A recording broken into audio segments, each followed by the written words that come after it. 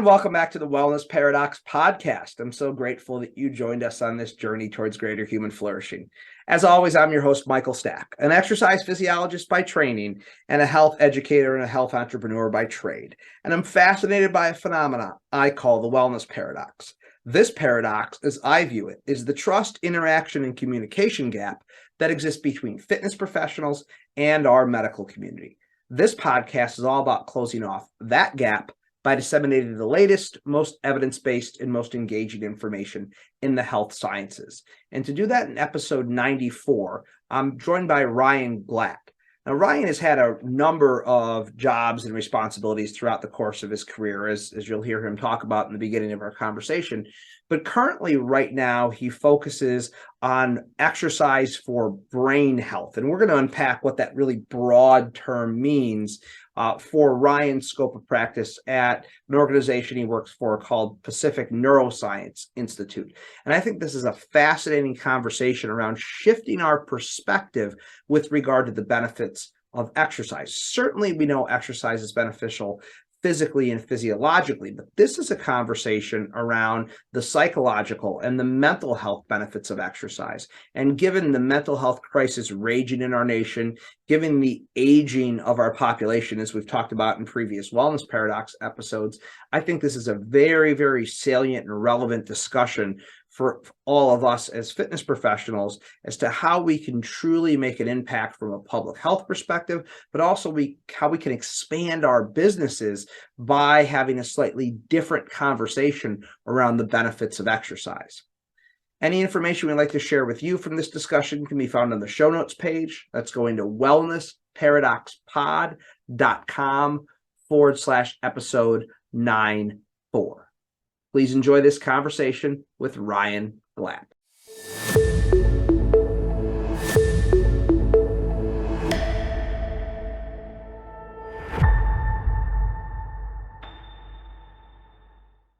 Today, we're delighted to be joined by Ryan Glatt. Ryan, thank you so much for joining us. Thank you for having me. Excited to be here. So I am very excited about this conversation. It's a topic we actually haven't dove into on the Wellness Paradox yet. And I heard you give this webinar for the Medical Fitness Association. I said, boy, this concept of brain health is a really important topic that we really haven't dove into. And, thanks to Marianne from the Medical Fitness Association who made the connection.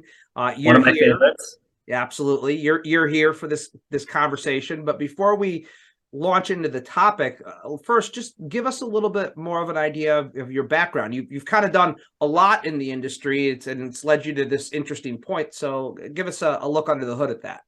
Absolutely. It doesn't take a neuropsychologist to look at my resume and tell it that I have ADHD. So I think a lot of people might be able to relate. And some of the ways it manifests is a lot of passion for learning and a lot of interest in a lot of different things. And so I actually started way before kinesiology and with an interest in animal behavior. So not too far off from personal training, I suppose, and health coaching, right? Surprise, I was very bored about watching water buffalo, chew cud and taking notes on that for hours on end. So I said, well, let's do that with weightlifting and people instead. I had lost a lot of weight as a kid. I was really overweight. I had sustained a concussion. And I was also addicted to video games. And I lost weight and rehabbed my concussion on a very popular XR game, or an active video game called Dance Dance Revolution, which is now really only found in certain arcades, but many people are familiar with that. Yep. And so I kind of used my passion for video gaming to lose weight. That got me into the gym. That got me into fitness.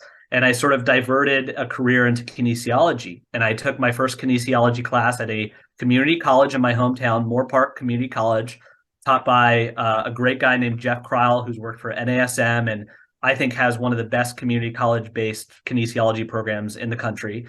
And from there, I went on to a pre-physical therapy track, got my bachelor's in exercise science, got rejected from physical therapy schools, did a bit of a gap year in West Africa for about a year, came back, still got rejected because I'm not a great test taker, GRE, that type of stuff.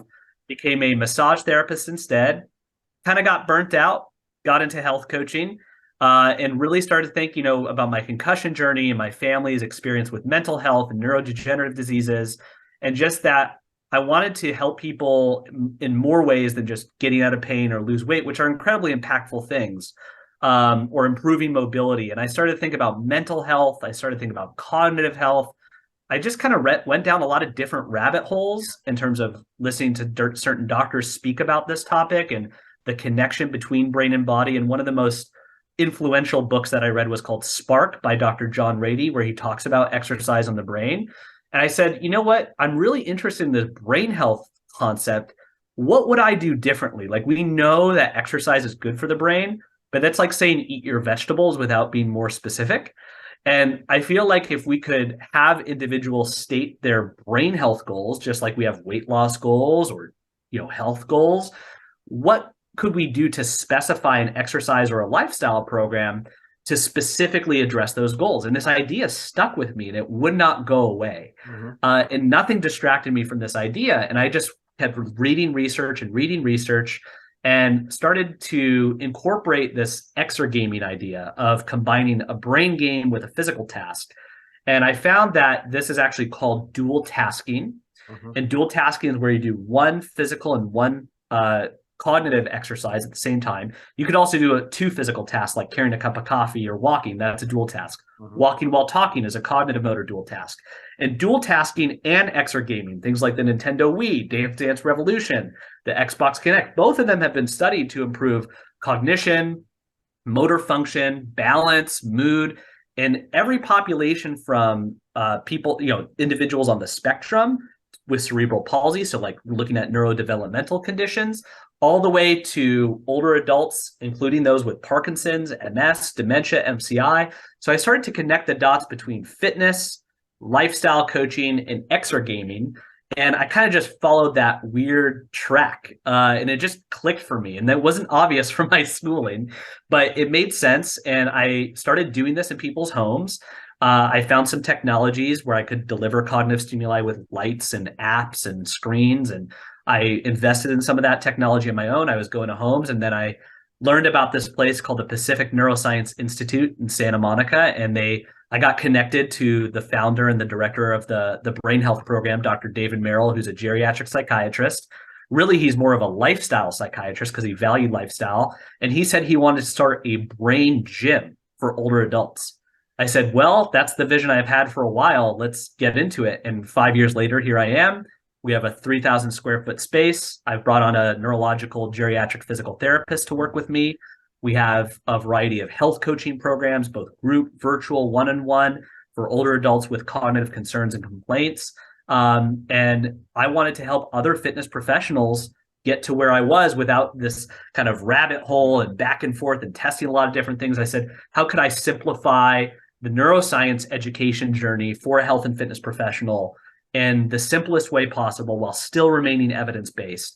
And I created a course about 4 years ago called the Brain Health Trainer course that's now sold by the American Council on Exercise and is actually a part of their senior fitness specialist curriculum. So I've come a long way through kind of tripping over myself, but always looking kind of forward at the mission of incorporating brain health as a health and fitness professional. What does that look like from multiple different perspectives? And there's so much to do in this niche. And I just find the more I talk about it, the more I find people are interested in it or always have been interested in it or see it as kind of the next level of understanding in their education journey. And it's not that the other goals are not impactful, as I mentioned earlier, but there's something about improving someone's brain health or mental health that just really hits people in the heart, right? They feel like it's a greater duty, a higher purpose, if you will, in addition to the other things that they can provide. And so that's kind of how I got to where I am currently. I love it. What a journey. And I mean, first off, I teach at University of Michigan, and, I always tell my students, like, if you don't get in a physical therapy school, it's not the end of the world. And, you're a testament to that with the path you've been on. I also think, you talked about how, it's kind of a higher duty, a higher calling to do these kind of things. I also think it's a very salient of salient importance from a public health perspective right now, because we're an aging population. There's questions on the solvency of Medicare and the cost of all these Alzheimer's drugs that are out there. The mental health crisis is a very real thing, and probably a bigger public health threat than maybe even COVID was. So not only is this, I think, a rewarding kind of a higher order way to think of exercise, but I also think it's very, very important from a contemporary epidemiology standpoint with what we're doing. 100%. 100%. And I think that's why it's so motivating, is because the problem is explicit, it's exponential, it's global. And whenever I give a talk and I ask about anyone affected directly by Alzheimer's disease or related dementias, about half to 3/4 of the room raises their hand. I say, keep your hand raised. What about individuals you know about that have this condition? Friends, family, everybody raises their hand. Then I ask people to put their hands down. I do the same thing for mental health for yourself, loved ones, community, everybody raises their hand. When I do obesity, it's a lot less, a lot less, like less than 1/4 of the room has someone in their family or friend circle that has obesity. And it's not to say obesity isn't a global problem. It is. But it's so interesting to see, this isn't a real research study, but everybody can relate to something around brain health. Yeah. Everybody.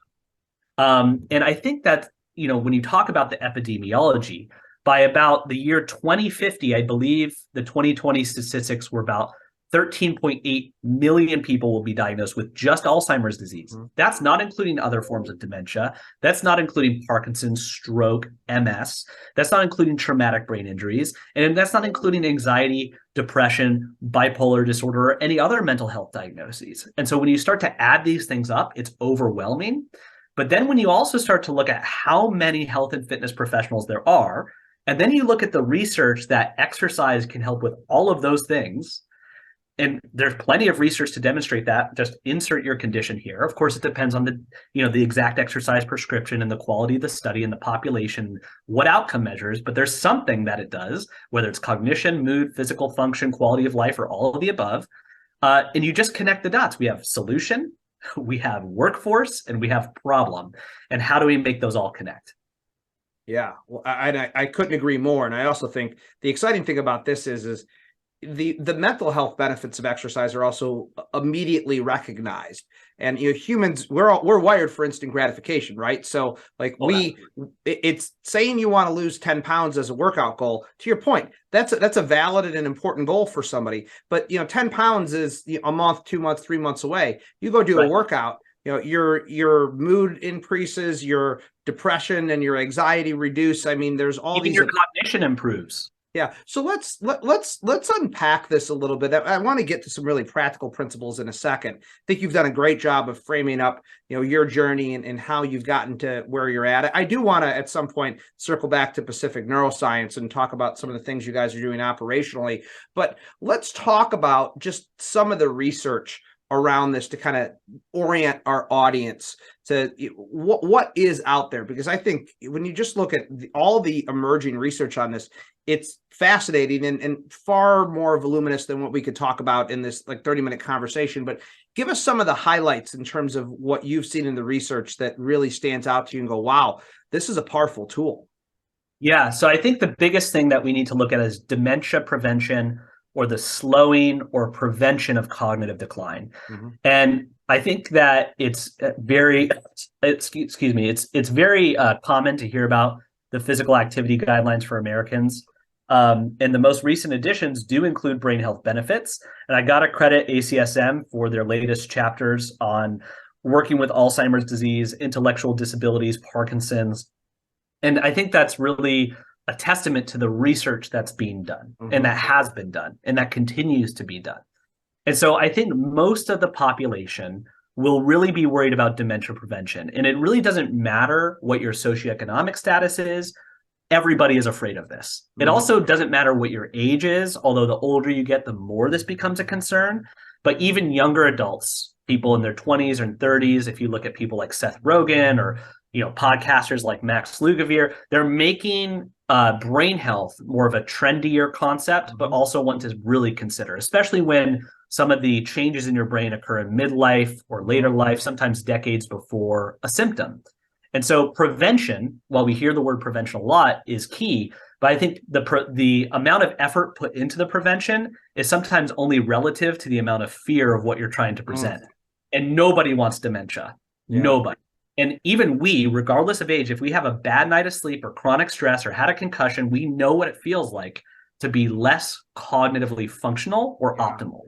And it sucks, to put it bluntly. It sucks. We can't operate at the level that we want to operate. And in today's economy, our brains are our value, which is our jobs, right? If we can't do our jobs well, or we can't manage our relationships or our daily tasks well, life becomes harder. And so when it comes to the evidence on exercise for preventing dementia, the physical activity guidelines for Americans is the best place to start. We know that 150 to 300 minutes of moderate to vigorous physical activity per week, or 2.5 to 5 hours a week, will contribute to brain health, both preventatively, but also in individuals with a neurological or neurodegenerative condition. It will probably help either mood and or cognition and or activities of daily living and or quality of life. That's where it depends where it comes in, as you all know. But I think most people just need to start there. And I think a lot of people don't, because I think for several reasons. Some people don't know that number because it's like, who measures their exercise in minutes per week, right? The other thing is that, so there's an awareness problem. The other thing is that I think a lot of people hear that it's almost like equivalent to, well, you should eat your vegetables 6 to 8 servings a day. And from an autonomy perspective, nobody really wants to hear it that way. But also, people may not connect the minimum guidelines to brain health outcomes. I think that's really the first step. But the World Health Organization has already done this. Just nobody knows about it. Nobody talks about it. And in fact, exercise has been found to be one of the most powerful lifestyle behaviors to slow or prevent cognitive decline. And there's more research to confidently say it will have a moderate to strong effect on cognitive decline prevention or slow. When we get into clinical conditions, it also, the "it depends" becomes in bold because there's so many things to consider there. In taking that further, even though the physical activity guidelines do go over an encouragement of multiple modalities, I like to express to people that each type of exercise, aerobic, resistance, and neuromotor, which we will define, offers both unique benefits to brain health and also shared benefits to brain health. So yes, it's true, any exercise is better than none. Yes, it's true, adhering to the physical activity guidelines is probably the best place to start as a minimum, or to gravitate around understanding that people will behaviorally go up and down relative to that number. But when I ask people what's the best form of exercise for brain health, because of the aerobics revolution and Dr. John Ratey's book and the work of Dr. Wendy Suzuki and her TED Talk, a lot of people say aerobic exercise. But that's not untrue. But it doesn't give enough credit to the unique brain benefits of, say, resistance training. Whereas aerobic exercise can help with global gray matter volume, total blood vascularization in the brain, increase cerebral blood flow, be correlated to improvements in memory, some moderate improvements in executive functions. Resistance training can affect specifically the frontal lobe. And it affects it. It's not that aerobic training does not, but resistance training seems to impact it more so, or at least according to the evidence so far. Neuromotor training, or something that's coordinative, seems to affect the basal ganglia, which is an area deep in the brain that's affected in Parkinson's disease. And when they compare neuromotor to aerobic exercise, neuromotor exercise significantly impacts the function and structure of that area more than aerobics. So it's kind of like different muscle groups or different physiological adaptations, but we're just applying that to the brain. So we want a little bit of aerobic, we want a little bit of resistance, we want a little bit of neuromotor. That neuromotor category could be a dance, sport, or martial art. It could be a mind-body exercise like Tai Chi, Qigong, Pilates, or yoga. It could also be dual tasking or exergaming. And so I often find that when I coach people and I'm trying to help them achieve an exercise program for brain health, the first step is, in what way can we get to that 150 the easiest? Is it going up a notch on your rate of perceived exertion? Is it adding one more minute or one more session of exercise per day? And then once we find a way to get you there, is there a way to add some modality variability? Are you doing tennis, which is also aerobic and checking off the neuromotor and aerobic box? Okay, let's add resistance training. Are you just doing aerobic? Can we add something like a racket sport or a dance modality, which a lot of these things have research? And so that's kind of the approach that I take. And so when we're looking at general dementia prevention, there's a lot of research to suggest that 150 is good, that multiple modalities is good, both in healthy and clinical populations. So I think that's what most people need to realize before we get swept up in, dual tasking or brain games or a supplement. People are very ADHD in terms of, I want to solve the big complex brain health problem with one thing. It's not possible. And that's just talking about exercise. We haven't even talked about sleep, stress management, cognitive stimulation and training, socialization, mental health management, medication management if applicable, comorbidity prevention or management if applicable, and the list goes on, which is why I think that every health and fitness professional should have at least an appreciation or a training in behavior change as well. Because if I'm just coaching the exercise, we have untreated sleep apnea. From a brain health perspective, we're only going to get so far. I'd like to take a quick break from today's episode to tell you a little something about one of our sponsors. As all of you are well aware, addressing the wellness paradox is a lifelong passion project for me. And when you're going to go on a long journey, it's difficult to go it alone. You need to find like-minded individuals that are willing to go on that crusade with you. And that's exactly what I found at the MRF Institute. The team over at the MRF Institute creates educational content for fitness and wellness professionals who are serious about becoming a part of our healthcare continuum. Getting on the healthcare continuum is all about leveling up our skills to be looked at as that valued resource provider. The wellness paradox is certainly an avenue for you to do that, but we need many different levers to pull if we're going to get there. And the MRF Institute is definitely one of those levers. You can go to their website, mrfinstitute.org, to find all kinds of great, informative, free informational content. And if you choose to engage with any of their paid content, they've created a coupon code specifically for Wellness Paradox listeners. You can enter in WP 2022, that's WP, and then the number 2022 to the website at checkout to receive a 15% discount on your purchase. I highly recommend you go check out mrfinstitute.org. Now back to today's episode. Yeah, that's great. I think you really encapsulated that very well, and you even covered a couple questions I was going to ask. So kudos to you for beating me to the punch. I think one of the things you said is really interesting, though, is that we often message exercise for its physical health benefits the almost not intentional avoidance, but just as a result of kind of crowding it out. We don't often mention things from a cognitive or a mental health perspective with regard to physical activity and exercise. So it sounds like part of what you're saying, first off, to the fitness professionals that are listening is, hey, we need to be at least messaging the cognitive and the mental health benefits as much as the physical benefits, because they're of equal importance. Yeah, and I would actually say I'm biased, but I think the brain health benefits make sense for more reasons than one. And I think they're equivalent in a general sense, perhaps, but it does depend on the individual. But I think if you put anyone in front of me as a potential client and I'm consulting them or interviewing them and I'm assessing their health goals, I said, okay, you want to lose 10 pounds in 3 months, or you want to prevent dementia. The latter is a lifelong goal. Mm-hmm. And if I can be of value to that person, they should be with me longer. Versus once they achieve their goal, of course, we can set a new goal, whether that's mobility or performance or weight loss. But all of the possible SMART goals we could come up with usually are short-term or medium. And of course, we can message, oh, you want to keep going, and general health benefits. But dementia is something that nobody wants. Right. And you don't know if you've prevented it until you get it, or you experience it, or you don't. And so because it's a lifelong endeavor, I feel like those health goals are more consistent with how we as health and fitness professionals probably want to work with people in a long-term way. It doesn't mean they need to see us once a week for the rest of our life, or their lives, or our lives.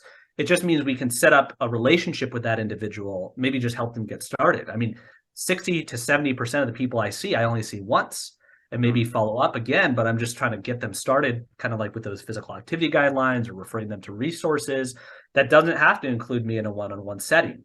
And so I think that individuals want to feel good and they want to operate cognitively well. And I think I could probably convince someone that their brain health goals outweigh those of the physical goal. So I say, would you rather have your physical faculties or your mental faculties? People pick mental every time. In addition, when I work with a lot of older adults, so I say, yes, we want to functionally train you to be able to play with your grandkids, but you might agree with this. Perhaps more importantly, we want to train you to remember your grandkids. And that's what hits in the heart as well as the brain. It's like, yes, that is the most meaningful goal for me. I mean, Michael, what if I said, I can train you to work for the rest of your life, so you never have to retire, so you can always do what you love, or we can reduce your body fat by 2%. Yeah, right. Which one is more meaningful to you at this time, Well, and I think the interesting thing when you make that point is if you do all the things that put you on this lifelong journey to try to ensure that you optimize, cognitive function and brain health, probably all those other things are going to happen just as anyway. a side effect and a consequence of you sticking with it for long enough. And the thing I often find interesting is that and I've read not as much research as you, but I definitely understand the research in this domain. If you do just the basic exercise protocols that you should be doing, you are going to see those benefits. And I could pretty much guarantee it. I can't always guarantee that somebody's going to lose 10, 15, 20 pounds because that is a complex challenge from a physiological perspective. So I think it's an interesting way to approach it from just a long-term adherence standpoint. Yeah, in fact, actually, Dr. Wendy Suzuki and her colleague, Dr. Basso, in 2017 did a big systematic review of all the different acute or short-term benefits of exercise on the brain and what's happening. Mm-hmm. And it was kind of a broad study, so anywhere from 5 to 90 minutes of primarily aerobic exercise. Mm-hmm. This could apply to other forms of exercise as well. Let's say we exercise for 20, 30 minutes, and then we stop. For up to about 2 hours, there's a release of various neurochemicals that increase in their presence. Dopamine, serotonin, norepinephrine, cortisol. The blood flow to our prefrontal cortex is increased. And within that 2 hours, we also have brain activity increasing because exercise neurologically is a very excitatory activity. Mm-hmm. And so for up to 2 hours, we also have improved cognitive functions. For up to 3 hours, we have reductions in stress. And for up to 24 hours, we have improvements in mood states. That's just after one session in as little as 5 minutes, maybe even less. And so obviously this depends on the exact exercise intervention and depending on that person's neurological, personality, psychological, hormonal profile. Not everyone will react the same, but this is a broad scoping commonality among many different forms of acute exercise. And so that's just one session. I mean, most people would agree that once they're done with a particular type of exercise, depending on the exercise, they feel better cognitively and mentally. And so if we chase that and we say, okay, would you like to have that be more of a chronic adaptation, whether that's I feel sharper or I feel less depressed or I feel more awake? Can we make this more of a chronic adaptation, just like hypertrophy? Mm-hmm. Depending on the individual and the intervention, the answer is usually yes in some way. Mm-hmm. But instead of just going to the gym and waiting for that number on the scale to drop, where you're not having that short-term gratification and releasing that dopamine saying, yes, I'm achieving my goal, people are actually doing the opposite. They're saying, I'm not seeing the scale on the number go down fast enough. And when that was the primary reason I went to do this thing in the first place, of course we get discouraged. Yep. I mean, I think that's true for anybody, no matter how much you know. I think that's true for everybody. And so to be able to say, my goal is to go to the gym and feel 20% better in terms of mood, but now I feel 40%, I've surpassed my goal. Maybe I do that for 6 to 12 weeks. Now I feel cognitively better, not just after I do exercise, but in general, I feel a little bit sharper. My memory for names is better, or my verbal fluency is better. My processing speed is better. These are a variety of things we can notice and set as a goal. I love it. I think it's so powerful when you put it on that level. So let's make this really practical as we kind of move towards the end of our conversation here.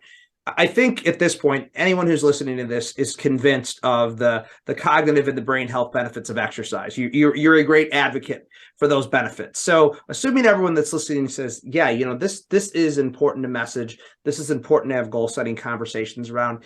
How do you recommend that fitness professionals start to integrate this into their practice? They're very used to prescribing exercise and they know how to prescribe it for a multitude of different goals. But when you're targeting brain health, start to bring a little bit more granular as to some recommendations or best practices you might have for fitness professionals to start to integrate this into their training. Yeah, I think the first thing is research literacy, which is what I appreciate about, undergraduate and graduate programs in exercise science is more research literacy. I don't think people can get enough. I'm in a PhD program right now, and I can't get enough research literacy. And as soon as you think you know enough about it, you really don't. And I think developing that research literacy is key because we're not going to get all the information we need from one source. And so learning how to look at research, read research, appreciate what's a good study, not a good study, is really important because as a follow-up, you want to know the population or populations that you want to work with. I started in, being interested in athletes, and then I went to people on the spectrum, and then I'm with older adults, and now I'm in neurological conditions. And so you want to be able to know what some of the guidelines are, systematic reviews, best practices are for that audience.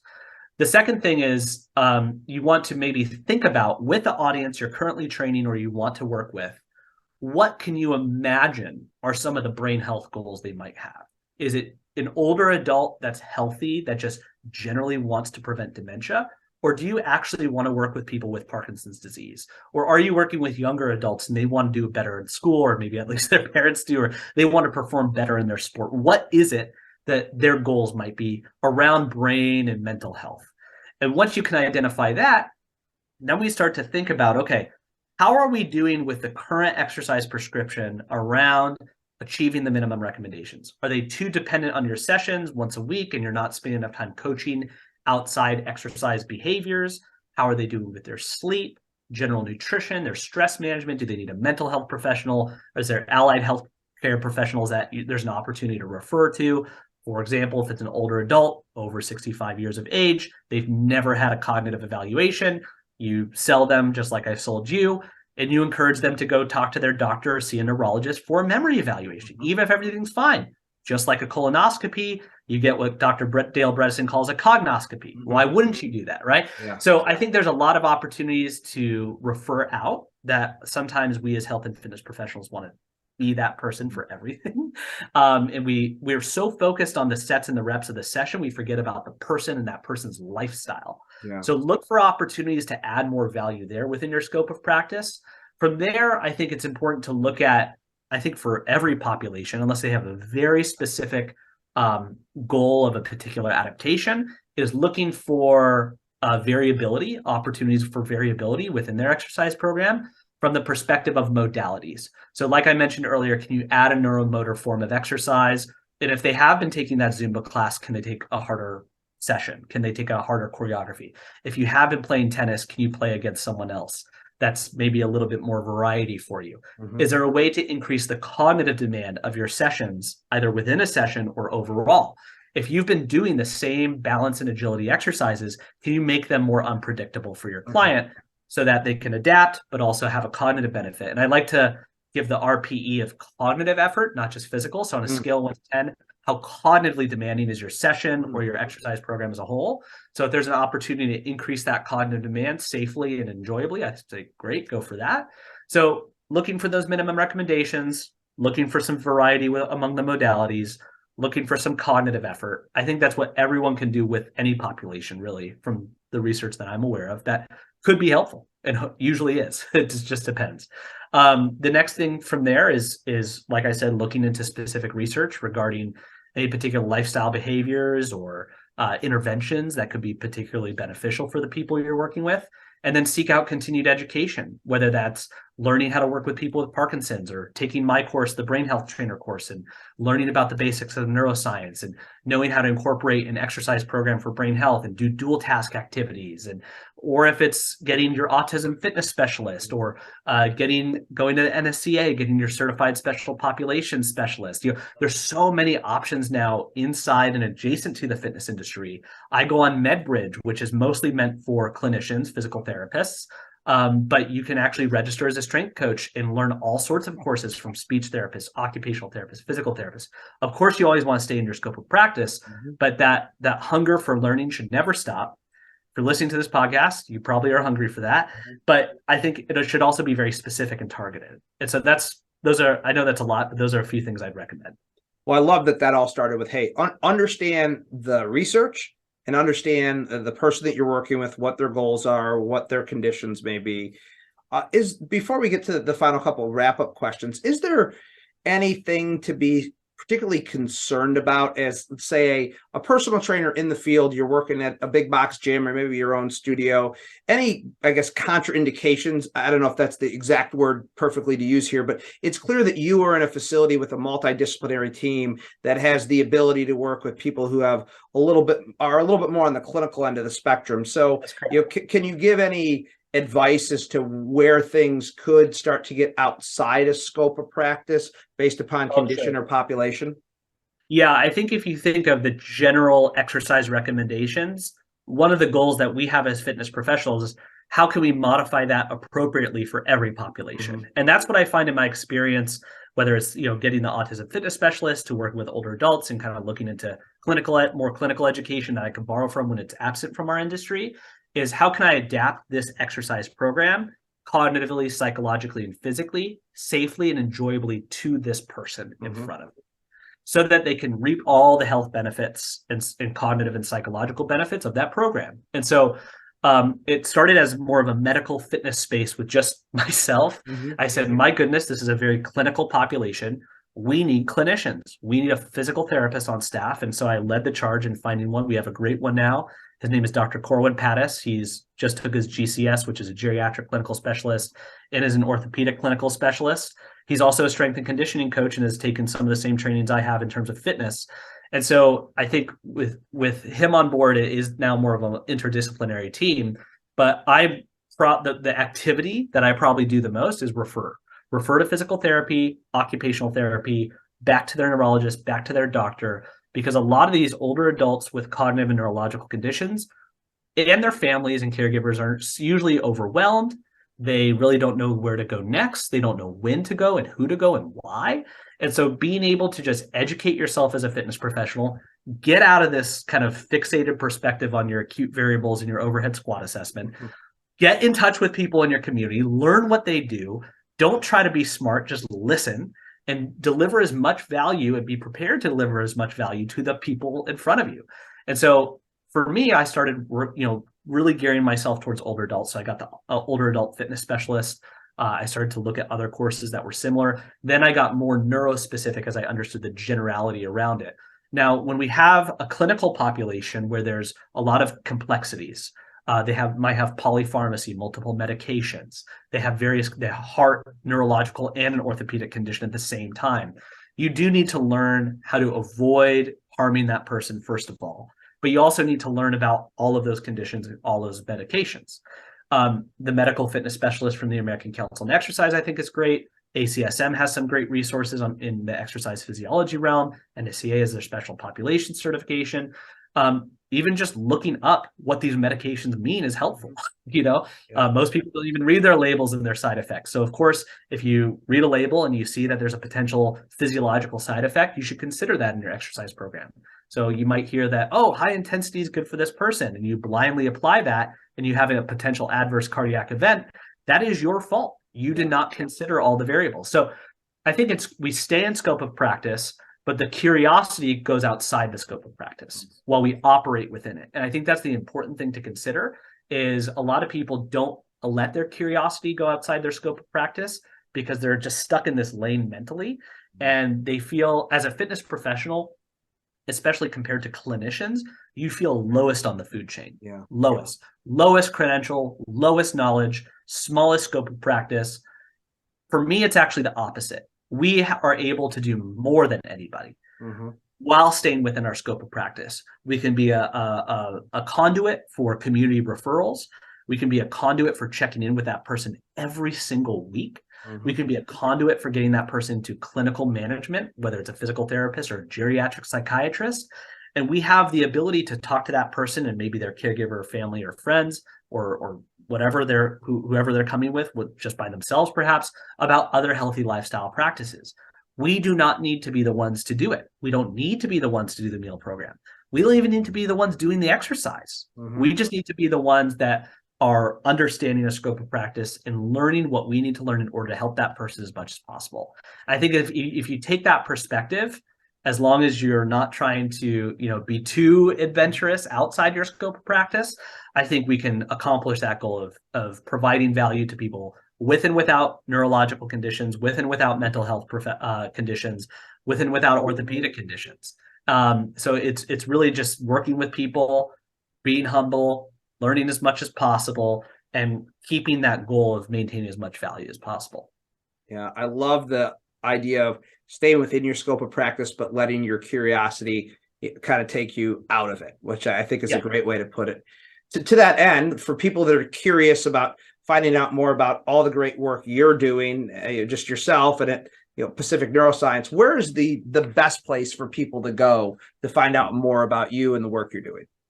Yeah, honestly, the best place for people to go is I encourage everybody as a fitness professional to take the American Council on Exercise's Senior Fitness Specialist course. One, because it's a really good value because it includes my course and theirs as part of the same curriculum. So it's kind of a 2-for-1. Mm-hmm. And so it's a very good price, especially for early or young fitness professionals. It gets you certified to work with older adults, as well as gives you that brain health knowledge. And from there, it's kind of a jumping off point because it gives you the foundations of neuroscience. And if you want to specialize to Parkinson's or specialize to individuals on the spectrum, there's other great certifications for that inside and outside the industry. So I always recommend that course. If people want to learn more about the Pacific Neuroscience Institute, they can specifically the lifestyle programs that we offer as part of our foundation, where we also do a lot of clinical research on our programming. They can check out pacificlifestyle.org. And if people want to go directly to my course and learn more about that, they can go to brainhealthtrainer.com. Got it. And we'll link up to all that on the show notes page so everyone has access to those references and a couple other things as well that you mentioned that I think people would find interesting. Ryan, man, I would love to keep this going because my brain and my cognition is certainly stimulated after about 40 minutes of this, but I want to be sensitive to time and I want to wrap it up with a question I'm actually very interested to ask you because you really are spending a lot of time in kind of the intersection of fitness and medicine. The thesis behind this podcast is the wellness paradox is that gap that exists in trust, communication, and collaboration between fitness professionals and the medical community. For somebody who is closing off that gap, what is one piece of advice you would give the fitness professionals that are listening to close that gap off in their communities? Oh, I love that question. I think get outside yourself and your ego, because I think a lot of fitness professionals will try to interact with the clinical population or clinicians rather, and get really discouraged really fast. Oh, I left a voicemail, they didn't follow up. Oh, I sent them a letter, they didn't follow up. Or, oh, they think they know more than me. I was like, well, they do know more than you in their area. Yes. So, or, oh, I'm not respected. I think as long as you come across as someone who doesn't know everything and all your goal is to provide as much value to the people that clinician sees, mm-hmm. and you are prepared with the research and the science on that, and you're able to say, yet, according to these studies, exercise is good for this population. Do you agree?